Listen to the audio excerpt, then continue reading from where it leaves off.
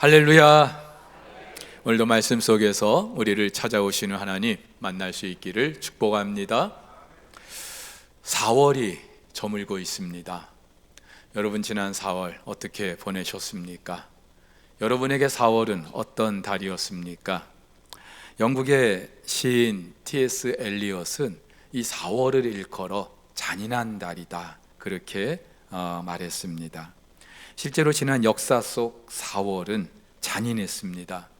60만 명 이상이 목숨을 잃었던 미국 남북 전쟁이 시작된 때도 4월이었고요. 100일 동안 100만 명의 목숨을 앗아갔던 르완다 대학살이 시작된 때도 4월이었습니다. 링컨 대통령과 미국 흑인 인권운동의 대부였던 마틴 루터킹 목사가 암살된 때도 4월이었습니다. 무엇보다도 우리나라 근현대사의 4월은 피눈물로 얼룩져 왔죠. 1948년 제주 4.3 사건을 비롯해서 1960년 4.19 혁명, 그리고 지난 2014년 세월호 사건과 함께 올해 또 한 번의 대통령의 탄핵되는 것까지 질곡의 역사가 끊이지 않았던 4월이었습니다. 특별히 지난 전국적인 산불, 모두의 마음을 아프게 했던 안타까운 일이었죠. 그런데 이 4월을 잔인하다고 하는 또 다른 이유가 있습니다. 여러분, 4월은 새로운 시작을 알리는 때죠. 기나긴 대지의 겨울을 일깨우고 무언가 새로운 꿈과 희망을 품게 하는 때입니다. 하지만 새로운 시작은 희망도 있지만 엄청난 부담도 있습니다. 새 학년, 또 새 학기, 새 직장 시작했습니다마는 마냥 설레거나 좋지만은 않습니다. 학생들 지난 4월 중간고사 치르느라고 그야말로 고난주간이었을 거예요.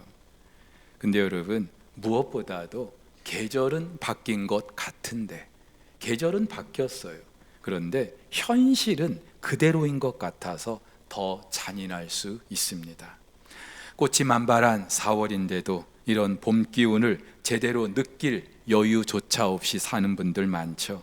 그런데 지금으로부터 2000년 전 오늘 역시나 절망과 한숨 속에 살아가는 사람들이 있었습니다. 따뜻한 봄날이었어요. 예루살렘에서 엠마오로 내려가는 그 길을 재촉하고 있는데 오늘 본문을 보면은 봄 기운을 느끼지도 못하는 것 같습니다. 어쩌면 봄의 그 정취도 만끽하지 못한 채 오히려 슬픈 빛을 띠고 길을 재촉하고 있습니다. 왜 그랬을까요?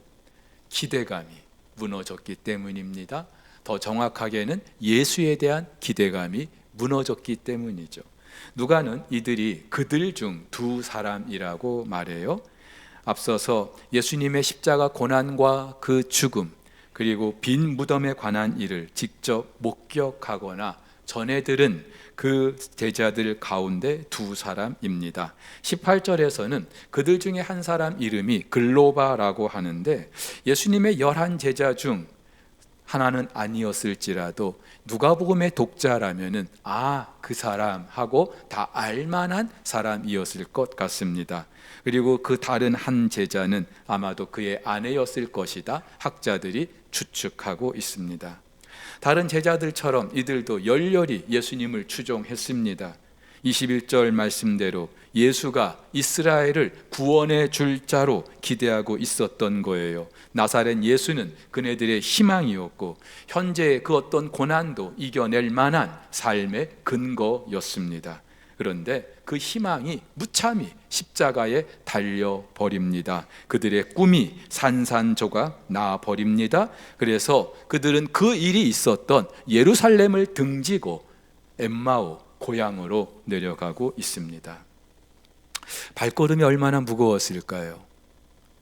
25일이 되는 그 길이 얼마나 멀고 지루했을까요?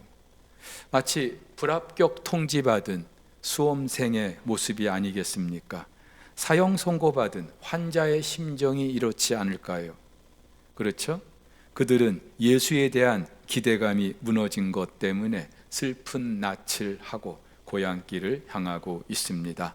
더는 이 예루살렘에 미련이 없다 생각하고 엠마오로 내려가는 거예요. 근데 여러분 어떻습니까? 낯이 익지 않습니까? 많은 그리스도인들이 지금도 그렇게 살고 있지 않습니까? 예수에 대한 기대가 있었어요. 예수라면 내 인생을 행복하게 성공하게 해줄 것 같은 기대가 있었어요. 예수라면 내 인생을 탄탄대로로 이끌어 줄 것 같은 기대가 있었어요. 그래서 예수를 선택했어요. 예수에게 내 모든 인생을 걸었어요. 그런데 어느 순간 뭔가 잘못됐다고 생각하게 됩니다. 예수의 내 인생을 걸었는데 내 인생을 보니까 행복하지 않은 것 같아요. 뭔가 잘 안 풀리는 것 같아요. 오히려 점점 더 꼬이기만 하는 것 같아요. 철석같이 시험에 붙을 줄 알았는데 보기 좋게 낙방해 버렸어요. 혼기가 다 돼서 결혼을 해야 하는데 하루하루 기약 없이 세월만 흐르고 있습니다. 예수의 이름으로 이 병이 꼭 나을 것만 같았는데 오히려 더 나빠져 가고 있어요. 예수 잘 믿으면 자녀들이 잘 돼줄 거라고 그렇게 기대했는데 아닌 거예요. 그래서 어느 순간부터 예루살렘에서 엠마오로 내려가고 있습니다. 여러분 여기서 한 가지 좀 정리했으면 좋겠어요. 여러분 신앙생활 잘하면 복 받습니다. 아멘 좀 하세요. 아니에요? 여러분 신앙생활 잘하시면 정말 예수 잘 믿는 가정은 복 받는 줄 믿습니다.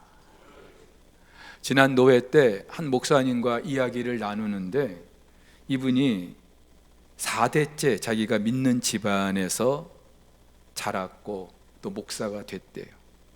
그러면서 선대의 그 기도와 눈물이 쌓인 덕인지 자기는 뭐 특별히 잘하는 것도 없는데 하나님이 이상하게 복을 주시더라는 거예요. 그게 느껴지더라는 거예요. 듣고 있자니 참 얄밉기도 하고 근데 뭐 사실인 걸 또 어떻게 해요? 그렇죠? 사실인 걸. 여러분들 중에 목사님 나 이제부터 예수 믿기 시작했는데 우리 집안에 예수 믿는 사람 아무도 없는데 어떻게 해요? 여러분 후손을 생각해서 잘 믿으시기를 주의 이름으로 축복합니다. 근데 여러분 우리가 분명히 알아야 될 것이 하나 있어요. 하나님의 복은 고난과 함께 온다는 거예요. 왜냐하면 예수님께서도 고난을 받으셨거든요. 예수님 그 고난 피할 수 있었어요. 십자가에서 내려올 수 있었어요. 근데 그렇게 하지 않으셨어요. 왜냐하면 예수님의 고난은 예수님 개인의 것이 아니었어요. 하나님의 뜻을 이루어 드리기 위한 거였어요. 마찬가지로 오늘 우리 그리스도인들에게도 고난이 있습니다. 반드시 있습니다. 하나님의 복은 고난과 함께 패키지로 오는 거예요. 근데 이 고난을 통해서 하나님 하시는 일이 있어요. 하나님 당신의 뜻을 우리들의 고난을 통하여 이루시는 줄 믿으시기를 바랍니다. 싫어도 어쩔 수가 없어요. 하나님 일하시는 방식이기 때문에. 그래서 한센병 치료의 세계적인 권위자였던 폴 브랜드 박사가 이렇게 말합니다. 고통을 만드신 하나님께 감사하라. 뭘 만드신 하나님께요? 고통을 만드신. 나는 그가 그보다 더 좋은 일을 하실 수 없다는 걸 믿지 않는다. 고통을 만드신 하나님께 감사하라. 여러분 그렇다면 오늘 본문의 이 두 제자가 슬픈 낯을 하고 엠마오로 내려갔던 그 이유를 우리가 알게 되는 거죠. 이 사람들은 예수가 고난받으신 그 이유와 목적을, 의미를 몰랐던 거예요. 그들은 당장 예수가 그 나라 그 민족의 구원자가 되줄 걸로 기대했어요. 하지만 그들 예수님을 이 땅에 보내신 하나님의 뜻은 예수가 십자가에 죽는 거였어요. 이스라엘이라는 그 한 민족, 그 나라의 구원자가 아니라 온 인류의 구원자가 되게 하시는 것이 하나님의 뜻이었어요. 어떤 차이입니까? 오늘 이 두 제자는 자기들의 시각으로 그 고난을 해석했던 거예요. 하지만 하나님의 시각으로 그 고난을 바라보면은 그 예수님의 고난은 우리는 얼마든지 이해할 수 있는 거예요. 여러분 우리 인생 가운데 주어지는 그 어떤 고난도 마찬가지예요. 여러분의 시각으로만 바라보면은요, 이해 안 되죠. 하나님 살아 계시는데 어떻게 이런 일이 있을 수 있을까? 하지만 눈을 좀 열어서 하나님의 시각으로 내게 주어진 그 어떤 고난도 우리가 바라볼 수 있다면 우리는 충분히 이해할 수 있고 받아들일 수 있는 줄 믿습니다. 아니, 받아들이는 정도가 아니라 이 고난 이후에 하나님이 이루실 그 일을 기대하면서 찬양할 수 있고 감사할 수 있는 줄 믿으시기를 바랍니다. 오늘 이 두 제자가 그렇게 슬픈 낯으로 길을 나설 수밖에 없었던 또 하나의 이유, 그래서 예수의 부활을 믿지 못했던 거예요. 고난 자체도 이들이 받아들일 수 없었지만 그 고난 이후에 예수님의 부활을 이들이 믿지 못했던 거예요. 여러분, 이들이 예루살렘에서 엠마오로 내려갔던 그때는요, 예수님이 부활하신 바로 그날이었어요. 며칠 지나지도 않았어요. 오늘 새벽 예수님이 부활하셨어요. 근데 이 제자들이 예루살렘을 등지고 엠마오로 내려가고 있습니다. 그뿐 아니에요. 예수의 부활에 대한 소식을 들었어요. 무덤을 찾은 그 여인들로부터, 또 그 예수님의 제자들로부터 갔더니 무덤이 비어 있더라 들었어요. 근데 믿지 못했어요. 이해가 되죠? 어떻게 죽은 자의 부활을 믿을 수 있겠습니까? 누가 죽었다가 살아났다 그러면 여러분 믿을 수 있겠습니까? 예수님의 제자들도 마찬가지였어요. 예수의 부활을 목격했다는 그 여인들의 말을 듣고도 허탄한 것처럼, 허탄하듯이 그렇게 여겼다라고 말하고 있어요. 오늘 이 두 제자는요, 심지어 부활하신 예수님이 그들과 함께 지금 길을 가고 있는데도 몰랐어요. 예수일 리 없다고 생각한 거죠. 예수는 십자가에 죽었는데 어떻게 이 예수가 살아날 수 있을까? 여러분, 남의 이야기가 아니에요. 우리도 얼마든지 그럴 수 있어요. 그런데 중요한 거는요, 믿지 못하는 건 자유인데 이 믿지 못하는 데서 끝나지 않는다는 거예요. 예수의 부활을 믿지 못하면 더 치명적인 일이 벌어지는 거예요. 16세기 종교개혁가였던 마틴 루터, 하루는 너무 지치고 너무나 낙심이 되고 그래서 깊은 우울증에 빠지게 됐어요. 나름의 소신과 확신을 가지고 개혁의 그 선두에 서긴 했는데 현실의 벽이 너무나 높았던 거죠. 생명의 위협까지 느껴가면서. 그래서 이 루터는 낙심이 돼서 연일 음식도 먹지 않고 말도 하지 않고 잠도 제대로 못 자면서 그렇게 보내게 됐어요. 그저 어느 날 이런 루터의 모습을 지켜보던 그의 아내가 갑자기 상복을 입고 엉엉 울기 시작하는 거예요. 갑자기 그렇게 우는 아내의 모습을 이 루터가 깜짝 놀라서, 여보, 왜 우는 거예요? 도대체 왜 우는 거예요? 네, 아버지가 돌아가셨어요. 그러자 루터가 다시 묻습니다. 아니 여보, 당신 아버지는 옛날에 돌아가시지 않았어? 돌아가신 지 오래되지 않았어? 그러자 이 루터의 아내가 또 말합니다. 아니요, 하나님 아버지가 돌아가셨어요. 그래서 루터가 화가 났어요. 여보, 무슨 말이요? 어떻게 하나님 아버지가 돌아가실 수 있단 말이요? 그게 말이나 되는 소리요? 그러자 루터의 아내가 정색하면서 이렇게 말했다고 합니다. 맞아요. 어떻게 하나님 아버지가 돌아가실 수 있어요? 근데 당신은 마치 하나님 아버지가 돌아가신 것 같이 그렇게 지금 좌절하고 있지 않아요? 실망에 빠져 있지 않아요? 이 말을 들은 루터는요, 마치 망치로 한 대 내려 맞는 듯한 그런 충격을 받게 되죠. 그리고 그날로 다시 일어나서 용기를 가지고 개혁에 박차를 가하게 됐다고 합니다. 여러분, 우리도요, 부활하신 주님 믿지 못하면 얼마든지 이럴 수 있어요. 왠지 아세요? 우리의 눈이 가려졌기 때문에. 오늘 누가는 15절에서 이들의 눈이 가려졌다라고 말합니다. 어떤 눈이요? 육신의 눈이요? 아니요, 영적인 눈이요. 영적인 눈이 가려져 있기 때문에 그저 볼 수 있는 것은 육신의 눈으로 보는 것밖에는 없는 거예요. 현실만 바라보이는 거예요. 십자가에 죽은 예수만 보이는 거예요. 우리의 눈이 열리지 않으면 누구든지 우리도 그렇게 살아갈 수 있는 거예요. 이제 퇴직이 코앞인데 앞으로 뭐 먹고 살까? 노후 준비 하나도 안 됐는데 어떻게 살까? 우리 아이 성적이 이렇게 좋지 않은데 얘가 과연 나중에 커서 뭐 제대로 먹고나 살 수 있을까? 갈수록 내 병이 점점 깊어만 가는데 나 이러다 죽는 거 아닐까? 그저 우리 육신의 눈이 보이는 것이 전부인 줄 알고, 그래서 육신의 눈이 보는 것만 가지고 판단하는 거예요. 실망하는 거예요. 좌절하는 거예요. 근데 여러분, 이것도 큰일이죠. 근데 여기서 끝나지 않아요. 예수의 부활을 믿지 못하면 단지 실망하고 좌절하는 데서 끝나는 게 아니에요. 사탄은 그렇게 만만한 존재가 아니에요. 아주 교묘하고 사악한 존재예요.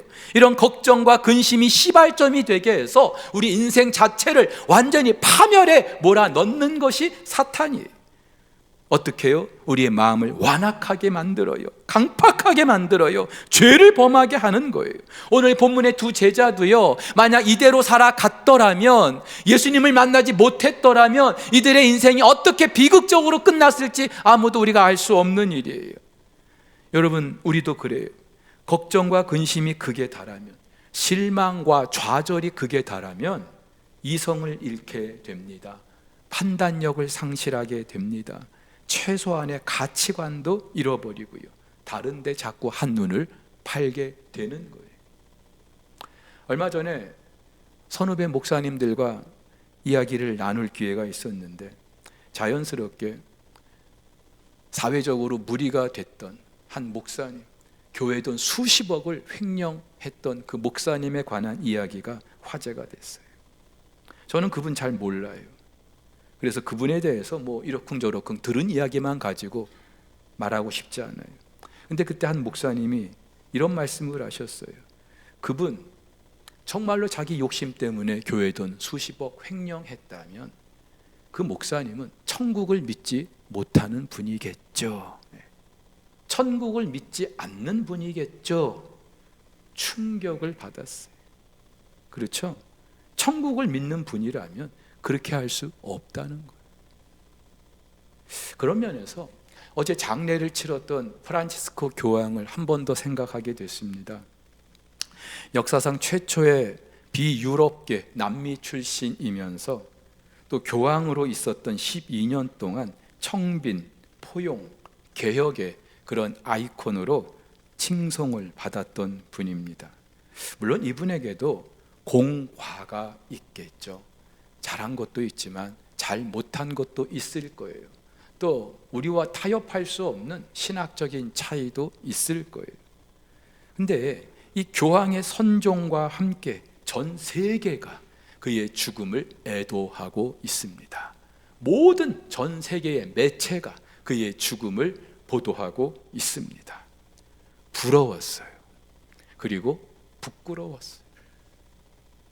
왜냐하면은 그런 카톨릭과는 다르게 오늘날 개신교는요, 딱히 존경할 만한 지도자가 없는 거예요.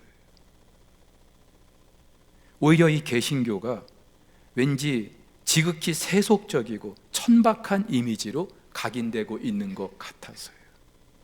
여러분, 지난 1517년 마틴 루터가 95개조 반박문을 써 붙이면서 개혁을 시작했던 이유는 당시 부패할 대로 부패한 그 로마의 교황과 그 로마 카톨릭을 향한 그런 몸부림이었어요. 외침이었어요. 그 당시 교황도 로마 카톨릭도 너무나 부패했기 때문에 그렇게라도 하지 않을 수가 없어서 일어섰던 거예요. 근데 500년이 지났는데 지금은 거꾸로 된 것 같아요. 개혁의 대상이었던 카톨릭이 섰던 그 자리에 타락하고 정치화되고 심히 왜곡된 개신교가 서 있는 것 같아요. 왜 이렇게 됐을까요? 교황이 생전에 그런 유언을 남겼다고 하죠. 자기가 죽으면 관, 보통 교황이 죽으면 쓰는 삼중으로 된 그 관이 말고 그냥 한 겹으로 된 목관에 자기를 넣어달라. 그리고 무덤도 특별한 장식 없이 단순하게, 그리고 비문에는 프란치스코라는 그 이름만 기록해 달라고. 장소도 보통 교황이 묻히는 바티칸 그 성 베드로 성당이 아니라 로마의 근교에 있는 한 성당에 자기를 묻어달라. 물론 어제 장례식 보신 분들, 전 세계가 집중하는 엄청난 인파가 모여 있었고, 또 전 세계적으로 보도가 됐던 거대하고 화려한 그런 장례식이었어요. 그런데 같은 성직자로서 왜 교황이 그런 유언을 남겼을까 한번 생각해 봤습니다. 아마도 부활을 믿었기 때문에, 천국을 믿었기 때문에 그런 유언을 남겼던 게 아닐까. 그래서 신학자 반 뷰레는요, 부활 이전에는 그리스도인이 없었다라고 말했어요. 무슨 말이에요? 그 어떤 철학도, 이념도, 물질도, 기술도 부활이 없으면, 부활에 대한 믿음이 없으면 아직 그리스도인이 아닌 거예요. 남 이야기가 아니에요. 오늘 저와 여러분들도 부활이 없는 것처럼, 지난주 제가 그렇게 예수님의 부활이 우리의 부활을 담보한다고, 보증한다고 말씀을 드렸는데도 마치 부활이 없는 것처럼, 천국이 없는 것처럼 그렇게 사는 그리스도인들 얼마나 많습니까? 근데요, 오늘 이 본문의 이야기는 그렇게 슬프게 또 절망적인 상황으로 끝나지 않아요. 엠마오로 향하던 이 제자들, 더 이상 엠마오에 머물지 않고 다시 예루살렘으로 돌아갑니다. 그리고 부활의 증인이 됩니다. 어떻게 이런 일이 있었을까요? 부활하신 예수님께서 이들을 만나 주셨기 때문인 줄 믿습니다. 십자가에 무기력하게 죽으신 그 예수님, 오늘 본문의 두 제자뿐만이 아니라 그를 따르던 많은 이들에게 절망과 한숨을 안겨주었던 그 예수님이 죽음의 권세를 이기시고 다시 살아나셔서 이 제자들을 만나 주셨기 때문인 줄 믿으시기를 바랍니다. 그래서 이들은 다시 예루살렘으로 오를 수 있었고요, 부활의 증인으로 살 수 있었던 거예요. 사랑하는 우리 성도 여러분, 우리도 부활하신 주님을 만나면 우리의 인생길을 돌이킬 수 있는 줄 믿습니다. 절망의 나락으로 떨어지는 인생이라 할지라도 다시 희망을 품을 수 있는 줄 믿으시기를 바랍니다. 이탈리아 로마에 가면은요, 쿼바디스 도미노라는 교회가 있어요. 이런 이야기가 전해지고 있습니다. 서기 64년 로마에 큰 화재가 일어났어요. 당시 황제 네로는요, 이 불을 그리스도인이 냈다고 거짓 소문을 내가지고 당시 많은 그리스도인들이 엄청난 탄압을 받아요. 순교를 당해요. 근데 이때 마침 베드로도 로마에 있었어요. 근데 베드로가 이 핍박을 피해서 이제 로마를 떠나려고 이제 길을 나섰는데, 길을 가다가 예수님을 만난 거예요. 예수님을 보게 되자 베드로가 묻습니다. 주여 어디로 가십니까? 쿼바디스 도미네, 주여 어디로 가십니까? 그래서 주님이 이렇게 대답하셨다고 하죠. 나는 네가 버린 그 양들을 위해서 다시 한번 십자가에 못 박히러 로마로 가고 있단다. 이 말씀을 들은 베드로는요, 고개를 들지 못하고 다시 발길을 돌려서 로마로 되돌아갑니다. 그리고 거꾸로 십자가에 못 박혀 순교하게 됩니다. 그리고 그 자리에 교회가 세워진 거예요. 사랑하는 우리 성도 여러분, 예수님의 부활은 우리 인생의 방향을 바꾸는 힘이 있는 줄 믿습니다. 엠마오로 가는 우리의 발걸음을 다시 예루살렘으로 돌이키게 하는 힘이 있는 줄 믿습니다. 예수 믿은 지 꽤 됐는데 나도 모르게 텅 비어있는, 정말로 너무 차갑게 식어있는 내 이 복음의 가슴, 다시 복음의 열정이 타오르게 할 수 있는 줄 믿습니다. 직분을 처음 받았을 때 그렇게 뜨겁게 충성하고 헌신하고자 했는데 시간이 지나면서 사명의 자리에서, 충성의 자리에서 한참이나 멀어져 있는 우리, 다시 이 부활의 주님을 만나면 우리 그 자리로 돌아갈 수 있는 줄 믿습니다. 절망과 한숨, 공포로 그렇게 살아가던 인생, 부활의 주님을 통해서 다시 희망을 품고 기쁨과 기대로 살아갈 수 있는 줄 믿으시기를 바랍니다. 그렇다면 어떻게 이 부활하신 주님을 만날 수 있겠습니까? 여러분, 오늘 제자들이요, 부활하신 주님이 직접 눈앞에 나타나셨는데, 그들과 함께 하셨는데도 몰랐어요. 우리라고 다를까요?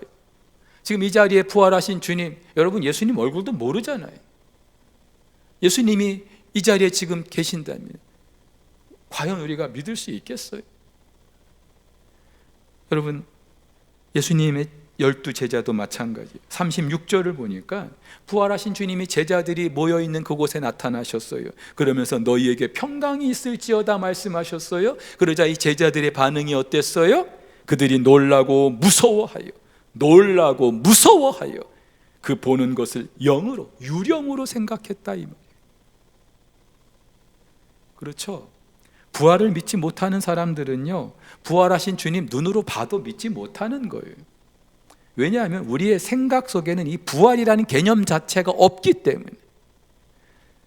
근데 그랬던 이들이 어떻게 부활의 증인으로 살게 됐을까요? 어떻게 그들의 눈이 열리게 됐을까요? 오늘 27절, 이에 모세와 모든 선지자의 글로 시작하여 모든 성경에 쓴 바 자기에 관한 것을 자세히 설명하시니라. 의심하는 다른 제자들에게도 마찬가지죠. 45절에 이에 그들의 마음을 열어 성경을 깨닫게 하셨다고요.